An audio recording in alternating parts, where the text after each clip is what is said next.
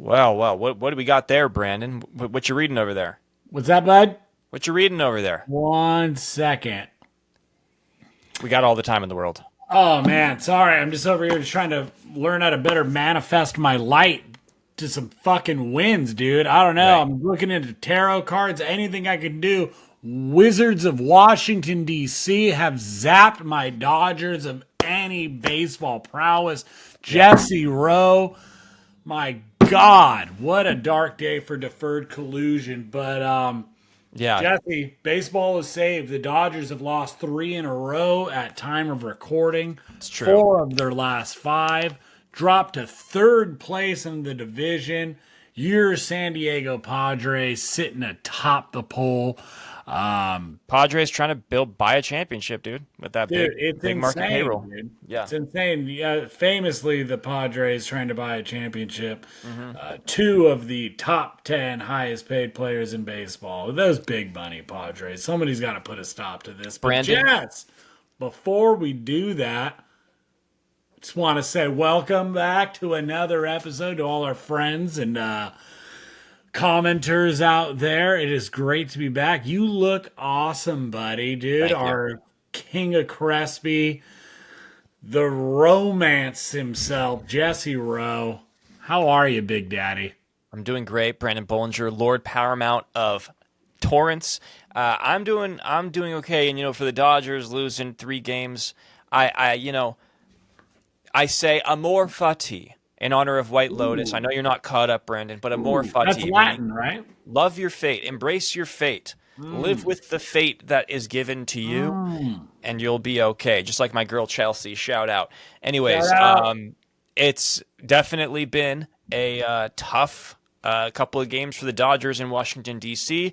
Don't know if they're a little hungover from partying at the White House. We're not going to get into that, but who knows? Maybe they had a little fun at the Oval Office. But they've lost the series to the Nats officially, and they lost the previous series to the Philadelphia Phillies. The Phillies, sorry, in a Very, pretty. yeah. The Phillies series though was like definitely felt like a series that they should have won.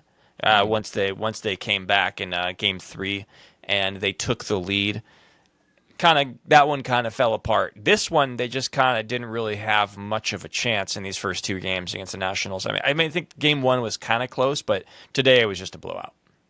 Yeah, Robleski got lit up. He did get squeezed, so I want to give him his flowers. Should have been out of that tough, I think it was the second inning, where he just gave up a jillion runs. But the pen has had some struggles. Some of our depth guys, not being so deep, I guess. Yeah, Just off the top of my head, the elder statesmen of the Dodgers aren't really producing much. That's of course Muncy, Kike. I know he had a home run tonight, but 8-2 him and Pajes. well, Again, yeah. The who's the not big producing story much. right now kind of is Pajes. It seems that's what a lot of people in Dodger Twitter are Yeah, talking about, I think complaining that's about. fair. And he kind of cost Game 3. I mean, it's like you can't put too much pressure on him, but Game 3 against the Phillies, It was brutal. he that play in center field that he misplayed a fly ball, and wasn't like the easiest fly ball, but it was a pretty basic one, and he just took a bad route to it, completely got spun around. It's not the first time we've seen him do this, and it's one thing for you to do that in a key situation, but it's another thing when like you're just not swinging a good bat. You're just really not making any contact. He homered tonight, but it was, garbage time, down 8-0. So I do think we're going to start hearing some noise about Pajes being sent down pretty soon, because I do think he needs to. I think he needs a little bit of a reset. I definitely agree. He's just looking lost up there. It seems like he's showing up like you had mentioned off camera, but the low pressure situations. But yeah, I think all offseason everybody's kind of talking.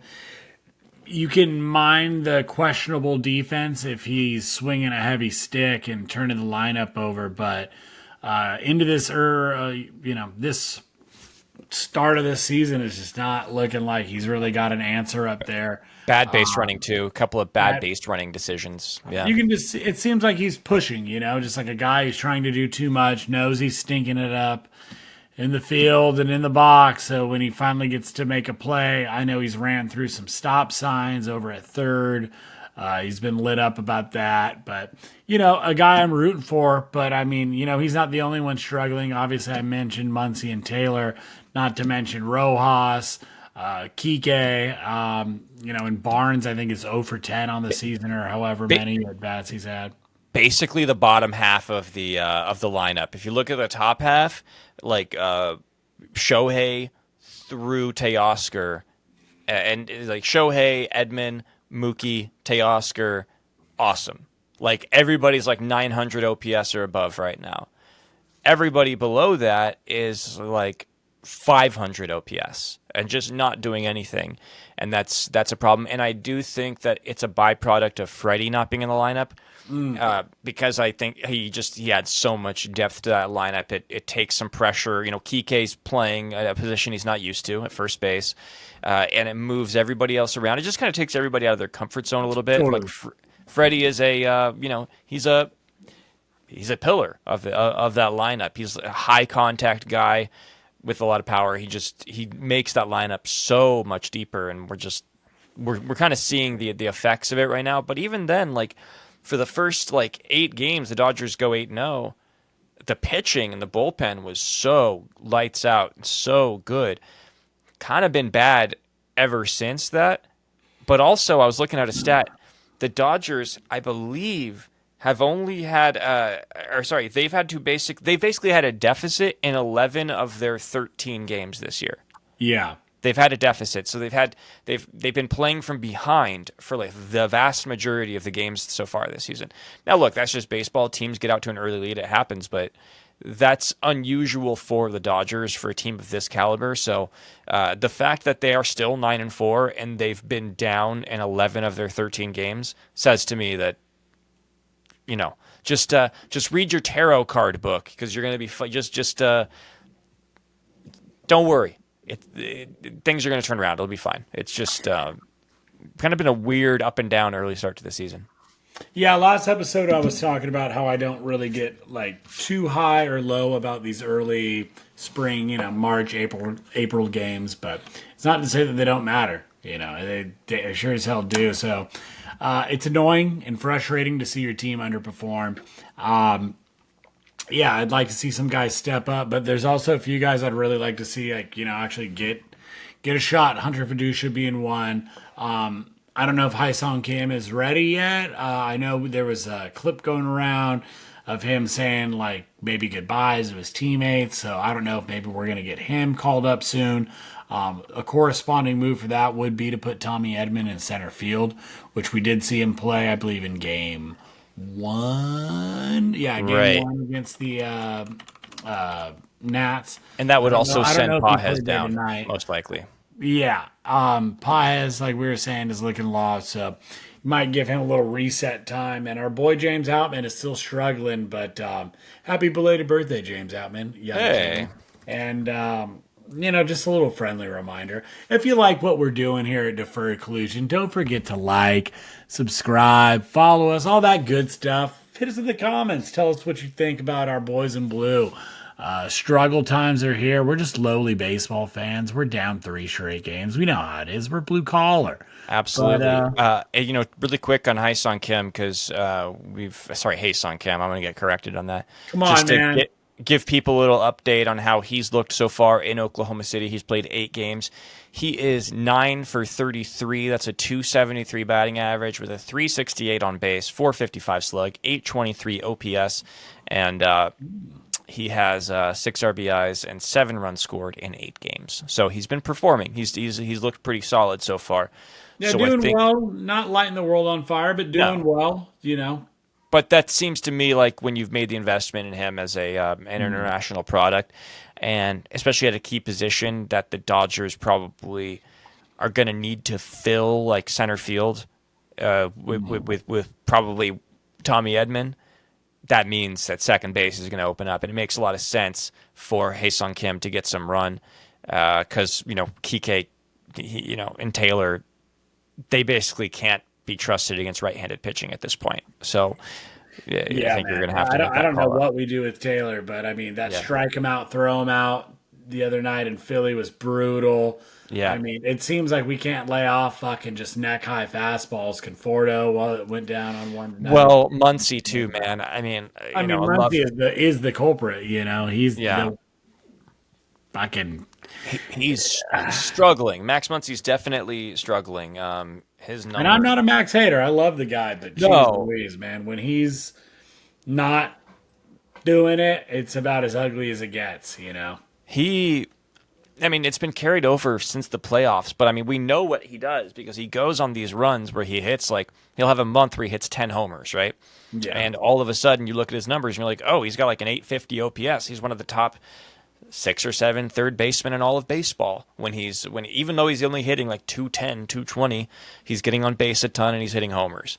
He's become so 3 true outcome heavy that if he's not getting on base, he's basically a one-trick pony.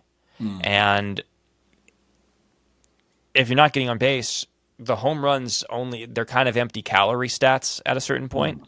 And I think he's gonna turn it around, but he's definitely holding back that back end of the lineup. The depth of the lineup depends so much on Max Muncy just being able to do what he does, and he's not doing it right now. So How much leash do you feel like you give a Muncie, you give a oh, whoever? I think Muncy has a very long runway compared to like Pajes. Obviously, I think he's on a very short leash. Muncy, I think they'd run out a full half season before they decide if they're going to go trade deadline for a third baseman. Like I think he's pretty much set for the first half of the season. I wouldn't doubt that at all. Just because when Freddie comes back, I think the Dodgers are just going to be scoring so many runs that it's not going to matter so much. That it'll afford him some opportunities to get it right. But yeah, if you're not by midway through the season, if you're hitting sub 200 and you're playing mediocre defense, Yeah. kind of hard to defend. Not that he's been bad defensively. It's just like we know what he is defensively. We know what he's not defensively, right? So we do know what his bat can be. It's akin to Pajes in that regard, where it's like you can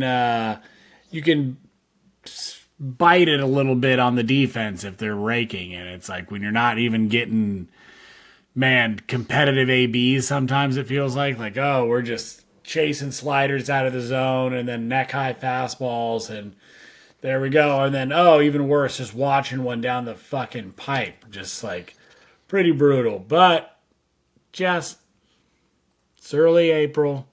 How worried are you right now? What's your alarm meter right now? Sound the alarm, dude.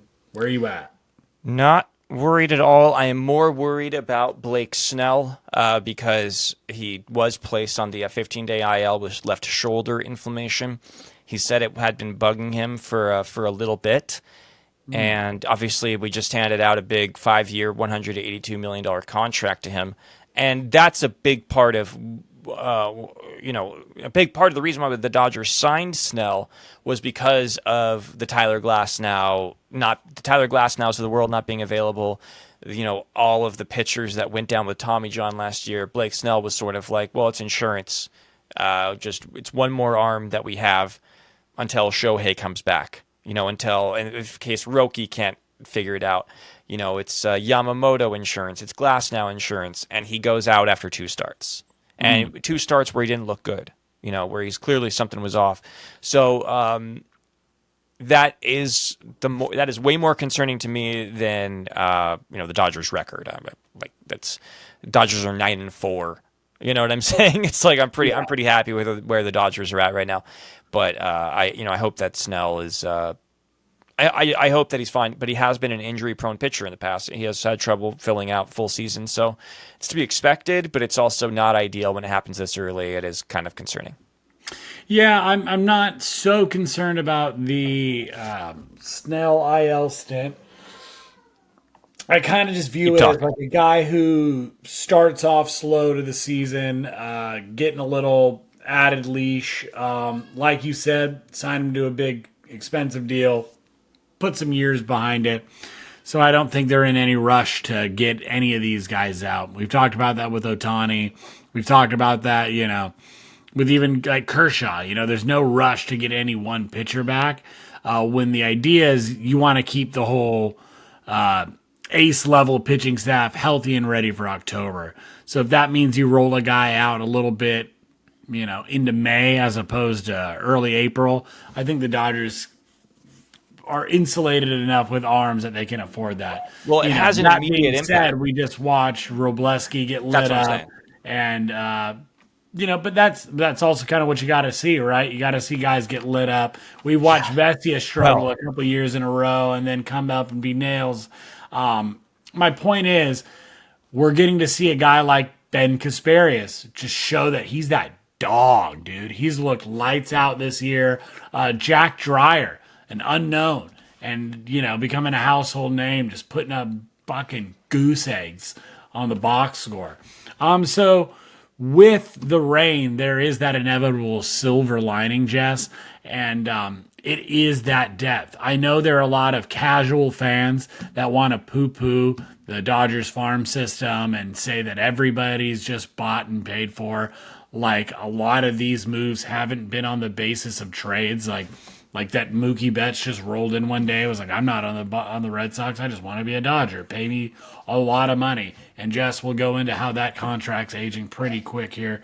But my point is, we're getting to see these young guys get called up. And while we are a little bit frustrated, I think, both you and I and many Dodger fans about maybe some of these younger bats not getting a shot as early as we like in the season, I think we are starting to see the guys whose names were kind of at the top of the list in terms of getting that opportunity start to now show up. Like Landon Knack's going to start tomorrow. He's starting tomorrow, yeah.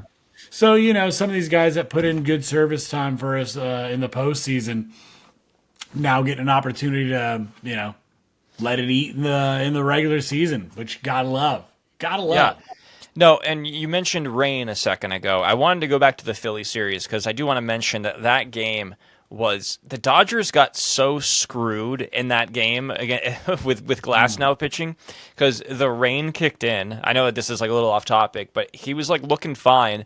The rain kicked in and the mound was basically like unusable for the half inning that he was out there, and he was clearly having trouble gripping the ball. Right, started pouring just for that half inning, and then the wheels fell off. Right. In between innings, the rain died down, and then the Phillies ground crew goes out and then puts, fresh dirt all over the mound for their pitcher, which is like fine. It's home field advantage. That is literally home field advantage. But like Glasnow did get a little screwed in that situation because the rain, he definitely mentally fell apart a little bit, but the rain was the culprit. And I think that the Dodgers pretty easily win that series two out of three if that doesn't happen. So I'm like, I can take that as a wash. The National Series is just like, they clearly just like weren't ready to play this series for whatever reason. I don't think their heads have been in this series at all for whatever reason. Yeah, I think it's just, this is going to happen with really good teams. They got after a really hot start, but like now you've got the injury bug already, and you see the byproduct of what happens with Snell goes down. All of a sudden you have 2 games where you got guys that aren't going to make the playoff roster most likely, that have to throw meaningful innings for you. So, Dustin May got another start. Had one earned run, I think, or maybe it was one run scored, but only one strikeout. So his swing. I have an interesting stat about that. It's a little bit suspect right now, but the stuff is still there. Jess, do you think that he's like that's something to worry about, or do you think that's just him still kind of dialing it in and getting comfortable back out on the bump? I have an interesting stat about May because I do think like he looks fine. His velo is obviously down, right? He's not throwing 99 anymore like he used to. And after 2 Tommy Johnson consecutive professional seasons, I know that and a throat surgery. There was a gap here and esophagus surgery. Esophageal. Yeah. Obviously, you can't expect him to be throwing 99 anymore, but his stuff still looks good. It's still funky as fuck. It's still 94, something like that, 95. I think he was hitting 93 a little bit in his last start. It was dipping a bit, but he It took him 58 pitches to get his first swing and miss the other night. And it's not that big of a deal because when your stuff is that good, you're going to pitch to some weird contact, like a lot of ground balls. So it's not like the biggest deal in the world. But the problem is, this was a thing that he dealt with when he had the nasty stuff. When he had the 98, 99. He still wasn't getting a ton of swing and miss. An element of that is is sort of the makeup of his fastball. Because he doesn't throw a four-seamer with rise and ride, he throws the two-seamer with a lot of horizontal movement, which is hard to square up, but it does lead to more contact and hard ground balls. So if you're not hitting 96, 97, it just that tick slower speeds up the bat a little bit more, and you're gonna have a hard time striking guys out. And I do think that is something that May is going to have to work through because I have been very encouraged by how he's performed in his return back. I think that he's definitely like a comeback player of the year candidate right now. Like if he can, kind of put it all together. But I'm not expecting him to be like a huge part of the rotation this year. I'm just expecting him to be, help eat some innings and then perform well. But I could also see I've been encouraged, but I'm also very to cautiously optimistic about it. Yeah, I could see him making a move to the pen, to be honest. I agree with that. I know, especially with Gonsolin still due to make a return and Kershaw making a return at some point this season. And Shohei Ohtani? Oh, I've heard of him. Is he good? He's pretty good, right? He's okay. Yeah. Yeah. So, good base runner. Couple of talented guys still waiting in the wings. So, it's as doom and gloom as it gets right now in these Dodger streets. So, 9-4. Yeah, it's miserable. Current record. So, we're dog shit. Yeah. And baseball is saved because I guess we can't buy a 162-0 season. Yeah. I, for one, am just kind of, I don't even fucking really care about it. I'm a little upset. Branden, everybody is very happy to be shitting on the Dodgers' failures this year, being 9-4. Everybody's having a great time shitting on the Dodgers. Even former professional baseball players are having a good time at the Dodgers' expense. Roki Sasaki has obviously dealt with a little bit of struggles. He really did not do well in his second start. He made a little bit of a bounce back and against the Phillies. I think he only pitched a few innings. He only pitched 4 innings, right? I think, right? But he only gave up 1 run. He was solid, and he kind of put it back together, got his confidence back a little bit. But remember, 2 starts ago, there's that viral image of him. It looked like he might have been getting a little bit of emotional after he struggled at Dodger Stadium. I still maintain that there's a chance that he wasn't emotional, that he might have just had some sweat going down his face or something. But whatever. Let's just, even for the sake of argument, let's say he was. Jonathan Lucroy and Eric Hosmer decide that this is an opportunity for them to just start, knocking a 23-year-old rookie who's come over from another country, who didn't grow up in the Major League Baseball, Little League system, all of those things, coming from another fucking country with all the pressure of playing with the biggest star in the world, and the other second biggest star in Japan. And because he struggled and got a little emotional, Jonathan Lucroy put out a tweet, says that he is soft. I've seen it before. The only thing that will help him is to fail. He will either peter out or transform into a hardened warrior. That will be his choice. Big league players make big time plays in these situations. I understand what he's saying, but he chose the word soft, which is... do you think that he is just another one of those Dodger haters on Twitter, or do you think that he has a point, Branden? I mean, it's beside the point, right? Because it's just hating. It's just period. I don't know if he's a Dodger hater or not, but it is hating, right? Like, hey, this guy's soft. This guy I've never met. This guy I've never broken bread with. This guy's soft because of this still image that I saw because he had a bad start and was fired up about it. We don't even know for sure if he was crying or not either, by the way. I've seen guys smash fucking phones to the bullpen, kick shit, break their hands, feet, smash shit, throw helmets that bounce and hit other players, hurt other players. But that's not soft, right? That's not emotional weakness. A guy just kind of staring out with, like, I don't know, sweat under his eyes. Like, maybe, like, it's not like he was like sniffling, wiping his shirt off, looking for somebody to hold him and coddle him. The guy was out there staring at the field, looking at somebody else clean up his mess. You know what I mean? It's like, for a pitcher, that is like the definition of being cucked, is like you're getting pulled out of an inning and you're having somebody else come in and do your dirty work for you, you know? Yeah. And all that's happening to a 23, like, it's a small brotherhood, right? That has gotten out on that big league field and competed, and an even smaller brotherhood of guys who have gotten on the mound and started a game. You would think a 10-year vet like Lucroy would have a little bit of empathy and a little, like, feel for the room and wouldn't just say soft. I've seen it before. You haven't. You haven't seen it before because you don't know this guy. You have analogous experiences, and you're just kind of choosing to be a dick online because it's like low-hanging fruit, right? No, that's exactly right. It is low-hanging fruit. He was clearly trying to get some Twitter or some X engagement, and it's the classic, like, calling somebody soft for showing emotion in a way that's not anger, right? It's like there's this whole perception that, like, athletes, that if they're soft, if they don't, you've channeled their emotions into anger. That if it's like in any way like inward, that's like weakness as an individual.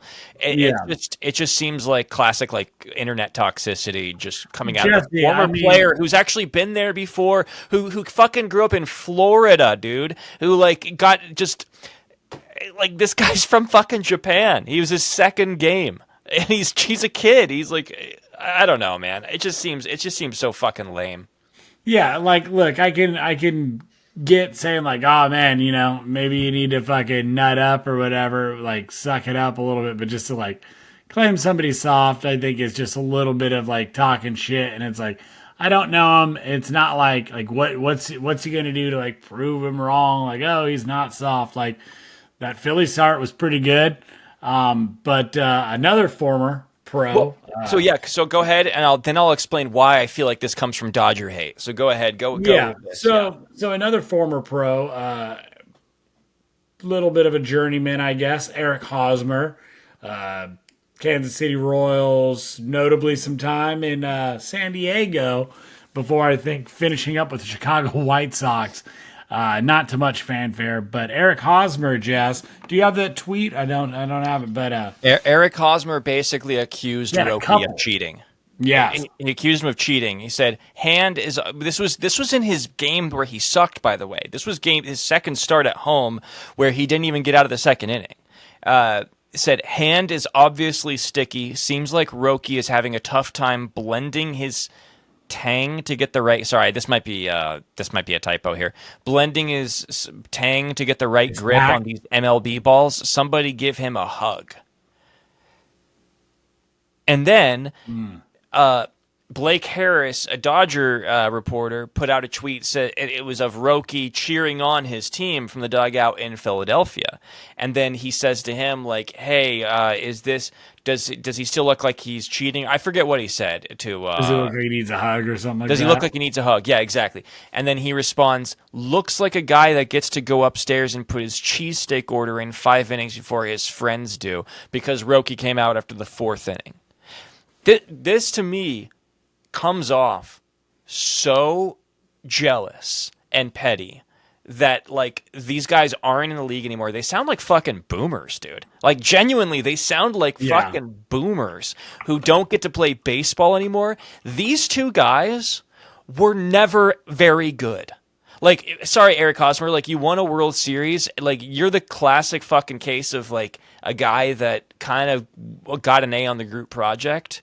You were always like a sub 700 OPS guy, you know? So I don't mean to be a dick. I know that he did some good things in Kansas City winning a championship, but, like, the guy is classically known as, like, one of the worst contracts ever. like one of the most overpaid baseball players ever. And I don't like talking about people like that. But like, if you're going to be a former Major League Baseball player and open yourself up to this, to talk about a 23-year-old kid from Japan making his second fucking start in the league and talking about him like this, accusing him of cheating, like you're opening yourself up to being fucking dunked on. And that's how I feel Yeah. about it. Yeah, and at the end of the day, I mean, like, I like his show. I like hearing him talk ball for the most Yeah, I part. do too. I didn't want to talk about this. But, like, come on, dude. If you're going to be a dick, like, have more than 11 WAR in 12 years. I don't know. Just, like, Yeah. be more relevant, you know? Don't, like, have one of the most interesting things about you is that you played with a fucking cheater in Jurickson Profar who worked out with Fernando Tatis, who also got his son popped for PEDs. Whoa, dude, connections. I don't know. Hosmer just seems like like you said, a boomer who's just kind of like barking into the, I don't know, baseball sphere, trying to rattle some cages. I don't know, get some clicks. Like I don't get why Lucroy or Hosmer would have a problem with this. Except for maybe Hosmer fucking really thinking Roki was going to sign with San Diego, and I guess Yeah. was disappointed. But like, why is he so against? Does he not realize that the San Diego fan base like doesn't like him that much? Like, I don't know if he's It's aware of this, brutal but for like, I'm him. pretty sure they like hated his contract, like for like the second Brutal, half of it. It was brutal. brutal for them. And I, whatever. These guys made the major leagues. Like I never even came close, Brandon. I don't Well, know if dude, you're aware of that. I don't think Hosmer had a single season in San Diego where he touched one WAR. I think he was there Did like 5 or 6 seasons. Yeah. Like it's like fans expected to get a stud, a leader, somebody who's going to help right the ship, and they got a flop, and a guy whose best baseball was behind him, and that's not me being a hater. That's what the stat sheet shows. Didn't he have 4 seasons of negative WAR? He did. So over a Yeah. 12-year career, 4 years of that were negative. Would have been better if they just brought in the fucking ball boy. I don't know. Yeah, I just don't like the idea of former big league players taking shots at a foreigner who's like making it. It just seems like you said, low hanging fruit. It seems like something like Roki's not going to be able to defend himself against. You know what I'm saying? Yeah. Like he's never going to be able to address it. It seemed like a very much like a selfish comment more than it was not constructive criticism at all. It was just them being dicks, you Yeah, know? it's the comment when you make when you're betting on somebody to fail. Like you've Yeah. already made your mind up. This guy sucks. He's a wash, and I'm gonna be one of the first guys that dunked on him, so I can say, "See, I Dude, told you so." they want him to fail, and it's funny because he's like the out of all of the Dodgers big free agent signings, like he's the cheapest one. You're Yeah, rooting the guy that like fucking took a risk, came from another country, parents died in a tsunami, and like he could have stayed for 2 years longer in Japan and gotten the Yamamoto style contract, but instead he took a risk, came to LA for way less money, and you're shitting on that guy because he's the easy target for you. yeah, because You he know? showed emotion that you think is. I don't know. I don't know. Like, what is it? Like, it's too much or it's uncharacteristic of a big leaguer. Dude, I just don't get it because forever, right? The knock at pro ball players is that they don't care, that they're overpaid and they're prima donnas. And that's why people watch college football or college basketball or whatever, college baseball, just because, you see people doing it for the name on the front of their jersey, for the Yeah. guy, lined up next to him, whatever. And there's something to that, but then to see big leaguers who want to win this, as our commissioner says, this piece of metal so badly that they'll forego millions and millions of dollars and everybody they know and a language and a whole culture that is familiar to them to come to the US to get a shot to play on one of these 30 teams to fucking hoist that commissioner for a shot to hoist that commissioner's trophy. at the end of the season. And I think that it's like one of the coolest, bravest things you can do, like in this sport, like in any career. Yeah. But like, yeah, dude, just I think people like that should be celebrated, and I'm not just saying that because Roki's on my team, but if Roki was on the fucking I don't know the Yankees and they were shitting on him like that, like I'd be like, come on, dude, Yeah, just give him a season, look. give, And give there are him some the people that All-Star might break. watch this and be like, "Oh, whatever." Like, they're pro ball players. He's still making millions of dollars. Like, criticism is fair, and I agree with that. Like, criticism is fair, but just think about it from this. We're gonna move on here. Think about it from this perspective. Two former MLB players that were always kind of mid. The first thing that they say about a guy who's making his second start, coming from over from another country, doesn't speak the language, like just all this pressure in the world is on them. They've made their second career start. They're called a cheater and soft. Just think of how fucking pathetic that sounds. Real Like, cool guys, just come my on, like couple of cool guys, you real just neat. sound like bullies, and Yeah. it just comes off lame. Anyways, let's speaking of the Padres, they're in first place. Uno Pleso, Padres. So they're buying a championship per usual. The Giants signing Willie Adames, buying a championship. They're in second place. Don't forget Jung-Hoo Lee, dude. They don't even draft their own guys, dude. They don't. And the Dodgers are lowly third place at 9-4. So how seriously are you taking the Giants right now, Brandon? I mean, I'm taking them serious until I'm, told not to. They've had a what was it? 4 years ago now, they had a 107 win season out of nowhere in 2021, and Logan Webb's a stud. They got Verlander, they got some names, but injury and it seems like a lack of cohesion or maybe just identity on the behalf of that Giants lineup has kind of left it, without an identity. So it's easy to kind of glance over them, but it's a bunch of guys that. Dude, they're just fucking doing it. So how sustainable it is, we'll see. But no, overall, Jesse, I'm not worried about the division. I'm not worried about the Padres or the Giants because I think that as long as the Dodgers play to their median, they should have no problem run away with this division. But that is easier said than done. And Yeah. I can't disrespect and forget about our Arizona Diamondbacks, who are also off to a good start. I think the top four teams in the NL West all have over like 600 winning percentages. Pretty fucking nuts. But Jess, dude. Speaking of big moves, dude. You know who's big moving some cash? Who? Your boy Vladdy Jr., dude, moving did. that Toronto dollars, dude. The old Canadian dollar, $500 million contract. The Jays get their guy. It seems kind of like it was inevitable. You and I were kicking around, not just you and I, but it was kicked around. I don't Maybe think the it was Mets. inevitable at all. I'm interested in what you were going to say. I was shocked by this. Go ahead. Yeah, I wasn't shocked, but I the more I really started thinking about it, we talked about potentially the Mets making a lot of sense. But outside of that, the market seemed shallow. And after watching Pete Alonso struggle this offseason, I don't think Vladdy was going to have many suitors willing to meet his number. It made the most sense for the Blue Jays because now they have their guy locked up long term. They're going to invest around him. Jess, there was no deferred money on this contract. I know. $500 million. I'm just gonna go out there and give you my take, dude. I think this was a deal that the Blue Jays had to make, and I still think it's a bad deal. Yeah, right.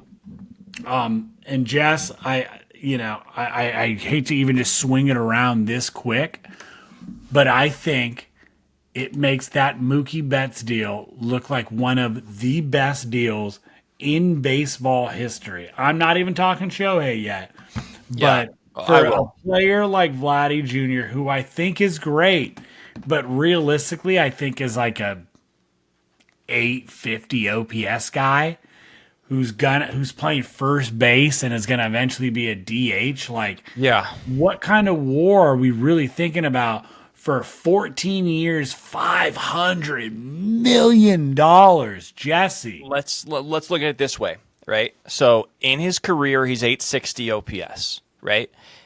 He had one season in 2021 where he had a 1 OPS with 48 homers, 401 on base, 600 slug, just awesome, just an awesome season, right?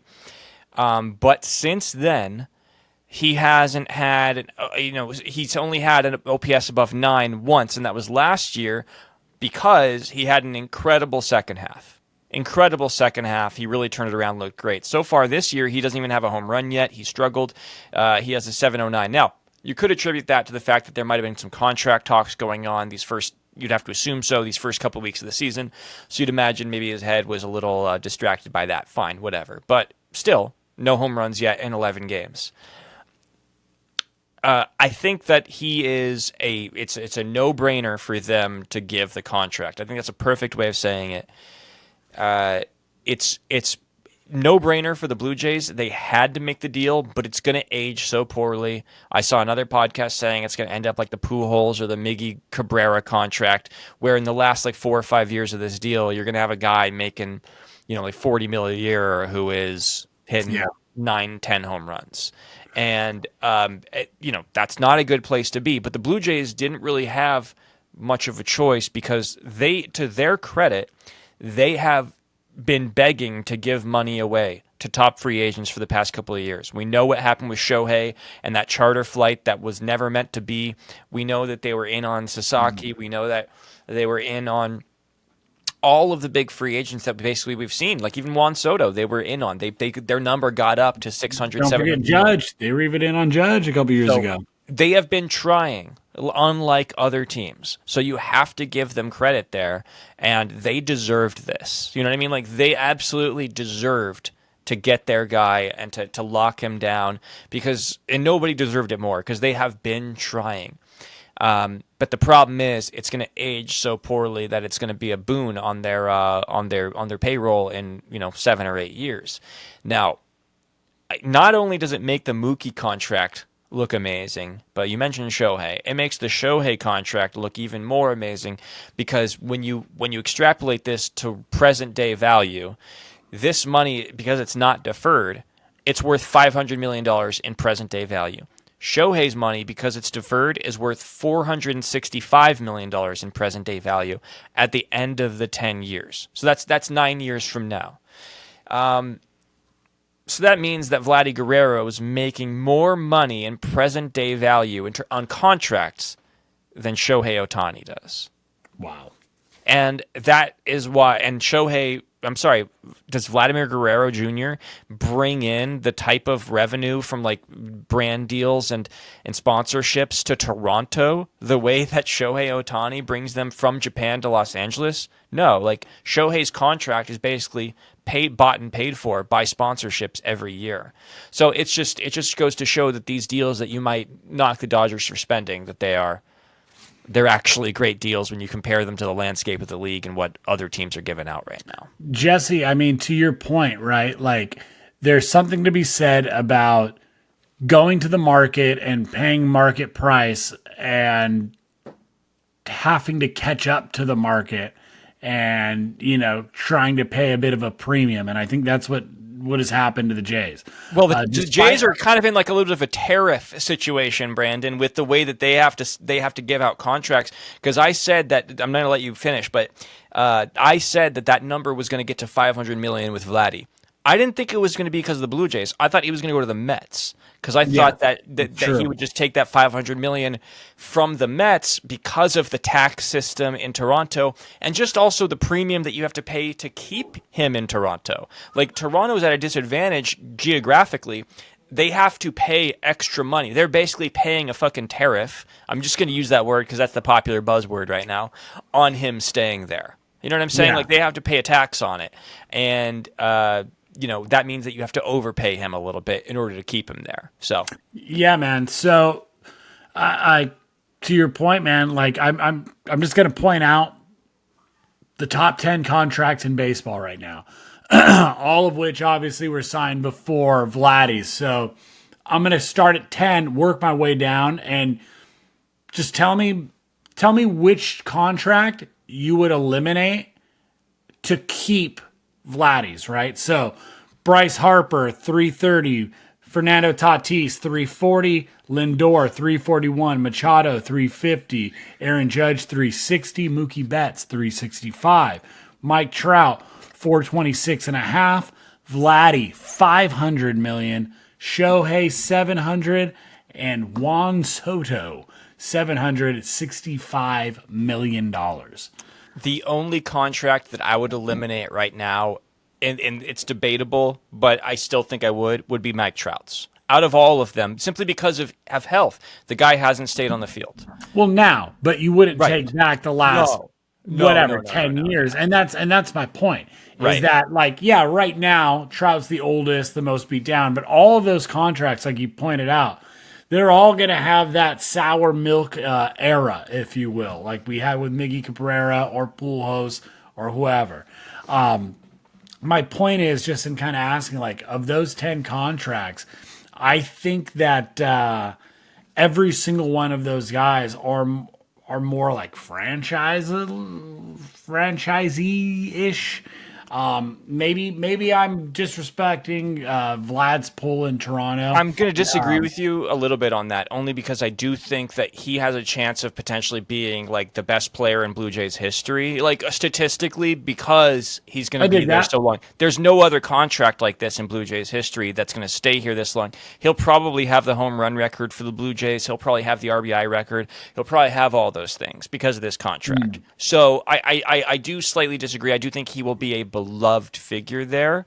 Totally. But I do think it'll be a contentious end to his career because of the contract. You know what I'm saying? Like, that happens. Like, even like, I'm sure there were Tiger fans that were like, do we really have to keep fucking rolling Miggy out there just because we're paying him $30 million? You know what I mean? Like, I'm sure there's an element of that. Jess, for all these guys, for all 10 of these guys, there's tremendous pressure to bring a championship home to your city. How do you think this, now with this monetary responsibility to Toronto on Vladdy's shoulders, where do you think puts him in the ranking of players under the microscope in the league? It seems like Bryce Harper can't do anything without, getting picked apart over the years. Tatis, Machado, I can go on, baby. But the most scrutinized guys are the most paid. That's interesting. I actually think, now that I'm thinking about it, he might be out of all of the guys with like these giant contracts. Like, I would say there's probably more pressure on Xander Bogaerts than there is on Vladimir Guerrero Jr. Only because, like, look at the Blue Jays; they might not be able to get anything else. There's a chance, like, George Springer's 36. That's their other biggest fucking free agent signing. He's basically going to be done in a couple of years. No, they got the slugger that was on Baltimore last year. Oh, Santander, sorry. But yeah, right, but I'm talking about in terms of like the big, like long-term. I think Santander was 4 years or 5 years or something. But regardless, dude, you know what? I didn't even mention this, dude. Bobby Witt is paid less than $300 million. I think the contract. I mean, like the Bobby Witt contract is going to look amazing, but like it's. When you compare what the Blue Jays just did for Vladdy with what the Padres just did for Jackson Merrill, who might be a better baseball player than Vladdy, you know what I mean? Like, overall player, it just goes to show that everything is circumstantial in this life. Everything is based on your current situation. Over the next 9 years, that is the length of Jackson Merrill's extension. Yeah. Who puts up a higher WAR? Jackson Merrill or Vladdy Jr.? Let's compare it right now. I'm on Baseball Reference, so I'm going to compare him to Jackson Merrill's rookie season. I'll compare just last year. We'll do show criteria. Let's do 2024, right? Let's do last year. Yeah, baby. So let's do 2024 with Vladdy's 2024. Right? Sorry, hold on. Okay, and let's see. So last year, Jackson Merrill. Oh no, this is wrong. I'm sorry. Well, there you have it. I fucked this up. I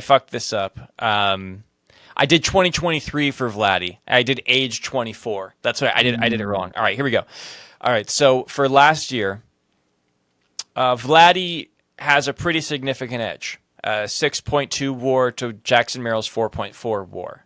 All right, in for last season. But I think it's pretty easily going to be Vladdy now that I'm looking at this. Damn, dude. I didn't have the numbers in front of me. I thought it'd be closer, dude. You know, I don't know, because Merrill, I feel like, might be a little bit more steady, where I think that there might be a little bit more, more up and down with Vladdy. A little more volatility. Yeah, I think that's the way I would look at it. So I think it'll be close, but I'll say Vladdy has higher WAR. I like that. But I do think Vladdy is being moved to DH the second Anthony Santander is out of town. I think that's true. I think he's going to the DH, and I think that's going to lower his WAR, or it might help because he might be a defensive liability and on the WAR front. But either way, Vladdy, congratulations and get breaded up. But we are out of time. That's it. So good episode, Branden. Tomorrow, Landon Knack got to salvage the series for the Dodgers. To all of our subscribers out there, thank you guys. We're 50 away from 1,000 on YouTube, so please share this with your friends because we'd like to do this more consistently, and getting it monetized, I think would help do that. So thank you guys as always, and Brando, last word, buddy.